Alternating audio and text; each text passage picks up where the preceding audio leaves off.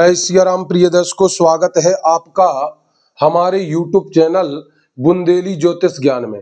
आज हम आपके लिए चंद्र से बनने वाले योग लेकर के आए हैं। चंद्रमा यदि जिस भाव से छठा पड़ रहा हो उस भाव का नाश करता है। जैसे कि आज हम आपके लिए सूत्र बहुत बढ़िया कारगर सूत्र बता रहे हैं। जैसे कि ये यहाँ से गिने, ये हमने मान के चलो कि ये वृश्चिक लगन की कुंडली बना रहा हूं, ठीक है।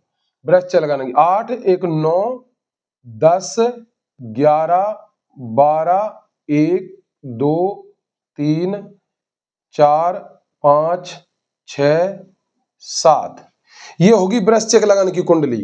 अब यदि चंद्रमा जिस घर से छठा पड़ रहा होगा उस घर का नाश कर देता है, उस घर से संबंधित चीजों के लिए हमारे लिए दिक्कतें पैदा कर देता है। कैसे करत देखो हम बता रहे हैं।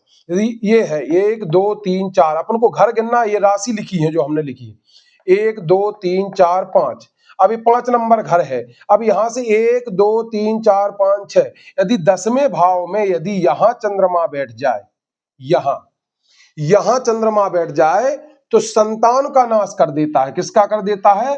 संतान का नाश। संतान का करियर बर्बाद कर देगा। संतान जो हमारी लड़का बच्चा होंगे उनका करियर बर्बाद कर देगा, उनकी संकट, जीवन पर संकट बन जाएगा और संतान पैदा करने में भी दिक्कत कर देगा। तो इस तरह से छठा चंद्रमा बहुत परेशान करता है। अब यदि इसी स्थिति में यदि यहाँ पर मान के चलो चंद्रमा यहाँ पर बैठा हुआ है, यहाँ पर चंद्रमा बैठा हुआ है, तो गुरु से छठा, अब गुरु यहाँ पर बैठे हुए हैं, गुरु यहाँ पर बैठे हुए हैं। यदि यहाँ गुरु बैठे हुए हैं तो 1, 2, 3, 4, 5, 6, अब गुरु से छठा पड़ा। अब गुरु से यदि छठा पड़ा तो क्या हुआ कि धन का नाश करेगा, क्योंकि धन भाव में बैठे हैं गुरु।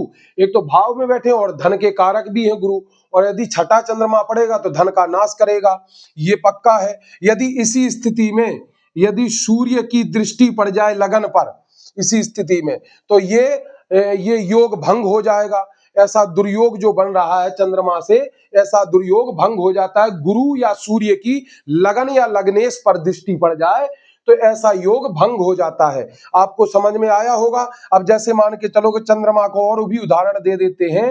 यदि ऐसी स्थिति में चंद्रमा की बन रही है, अब गुरु या सूर्य की लगन पर या लग्नेश पर दृष्टि पड़ जाए तो ये योग दुर्योग भंग हो जाता है। जैसे कि मान के चलो यहां चंद्रमा बैठा हुआ है तो पत्नी का नाश करेगा। यहां से 1, 2, 3, 4, 5, 6, छठा चंद्रमा पत्नी भाव से छठा पड़ रहा है, ठीक है। यहां से यदि देखा जाए यहां चंद्रमा बैठा होगा तो क्या होगा? 1, 2, 3, 4, 5, 6, यहां से तो हमारे व्यापार का नाश करेगा। तो जहां से जिस भाव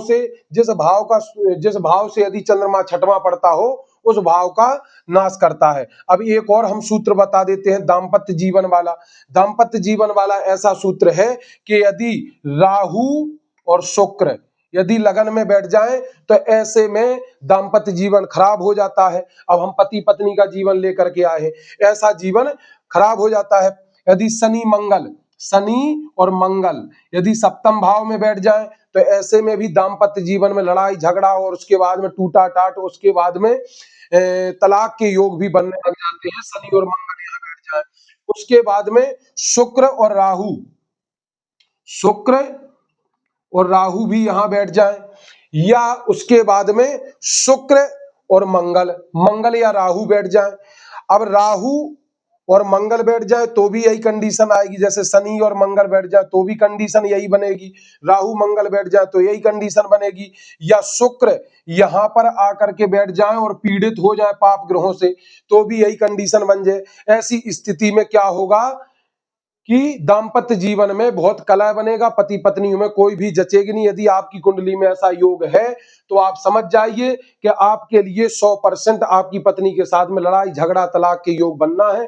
यदि ऐसा है तो आप सुखद दाम्पत्य जीवन की प्राप्ति के लिए आप एक सफेद कनेर का फूल और माँ गौरी के लिए चढ़ाइए और माँ गौरी से अपने सुखद दाम्पत्य जीवन की कामना कीजिए। ये उपाय कीजिए आप। और एक और उपाय है, जैसे हमने चंद्रमा से जो बनने वाले दुर्योग है यदि वो आपकी कुंडली में यदि बन रहे हैं तो उसके लिए भी आप उपाय कर सकते हैं।